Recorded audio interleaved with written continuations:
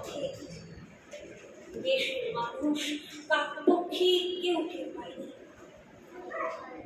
তুমি চলে যাবার পর 56টার শীত, বর্ষা, গ্রীষ্ম দেখে খাও।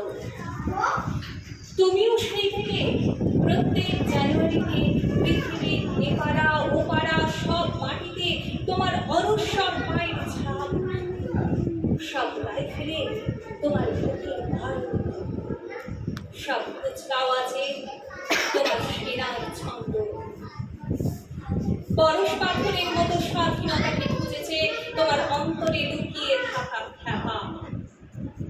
তোমার গন্তব্য ছিল স্বাধীনতা, তোমার পথ ছিল স্বাধীনতা, তোমার স্বপ্ন ছিল স্বাধীনতা, তোমার দিন ছিল স্বাধীনতা। তুমি রক্ত চেয়েছিলে স্বাধীনতার জন্য, তুমি তাই পাগল। যারা স্বাধীনতার আড়ালে চেয়েছিল গদি, চেয়েছিল সিংহাসন, ইংরেজের ছেড়ে যাওয়া লোকের রাজ্যপাট, তারা রইল সুখে। ভারতবর্ষের টাকাই তাদের তোমার নয়। ভারতবর্ষের অফিসে আদালতে তাদের ছবি তোমার নয়। ভারতবর্ষের সংবিধানে তাদের শৈশব তোমার নয়। ইংরেজ গরিব মানুষকে পায়ের নিচে রাখত, আমরা বড়লোকদের মাথায় করে রেখেছি।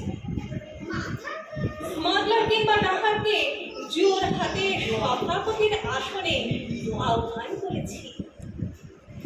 ইংরেজ এ দেশে ধন সম্পদ লুট করত, আমরা দেশটাকে বেঁচে দিচ্ছি। ইংরেজ দিয়েছে চাবুক, লাঠি, গুলি, আমরা দিয়েছি মস্তান, মাফিয়া নেতা আর গুলি। ইংরেজ দিয়েছে কালা পানি, সেলুলার জেল, আমরা দিয়েছি পিঠিতে সুপার হিট বোকাবিরা আর আইন সভায় আয়ারাম গয়ারামের খেল। 56 বছর আগে মধ্যরাতে পরাধীন এই দেশ ছেড়ে তুমি চলে গিয়েছিলে স্বাধীন এক স্বদেশে ফিরে আসার স্বপ্নে।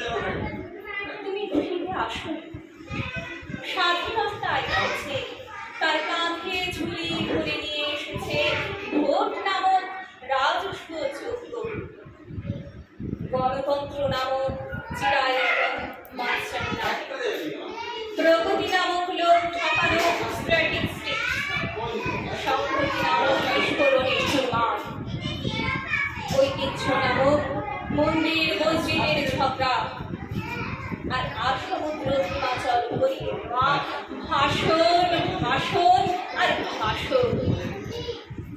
56 বছর ধরে তুমি পাথর হয়ে আছো। 56 বছর ধরে ভারতবর্ষ অধীর অপেক্ষায় কান পেতে আছে। ইথার তরঙ্গে কবি হঠাৎ শোনা যাবে স্বাধীনতার নিজস্ব কণ্ঠস্বর। আমি শুনলাম। নমস্কার।